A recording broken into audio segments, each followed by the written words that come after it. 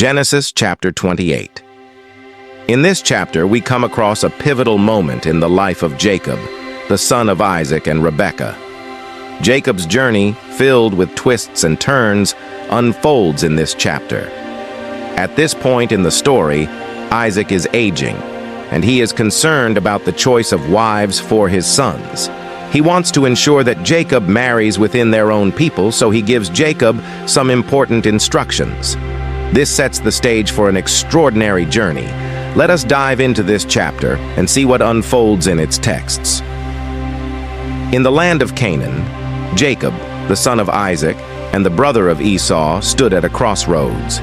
His father, Isaac, summoned him and shared a heartfelt concern. Isaac wanted Jacob to find a wife from their own kin, rather than the Canaanite women among whom they lived. So, with his father's blessings and instructions, Jacob set out on a life-changing journey. On this journey, Jacob's path led him far from the familiar landscapes of Canaan to the land of Paddan Aram. It was a long and arduous journey, full of uncertainty and hope. Jacob was on a mission to find his uncle Laban, who lived in Paddan Aram. Laban was Rebekah's brother, and it was hoped that Jacob might find a suitable wife among Laban's daughters. Meanwhile, back in Canaan, Jacob's twin brother, Esau, noticed the concern in their parents' eyes regarding his choice of Canaanite wives. In an attempt to please his parents and seek their approval, Esau took another wife, Mahalath, who was the daughter of Ishmael, Isaac's nephew. As Jacob continued his journey one evening, the weariness of travel overtook him, and he decided to rest for the night. He found a suitable place to lay down and used a stone as a pillow. Little did he know that this humble stone would become the backdrop for an extraordinary encounter. In the quiet of the night, Jacob had a dream that transcended ordinary sleep. In his dream, he saw a ladder or a stairway reaching from the earth up to heaven. Angels ascended and descended on this celestial staircase. At the very top, he beheld the presence of God.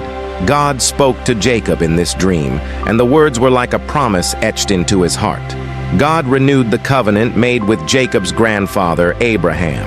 He assured Jacob that he would inherit the land, have countless descendants, and be the bearer of divine blessings. When Jacob awoke, he was filled with a sense of awe and reverence. He realized that he had been in the presence of the divine, right there in that very place.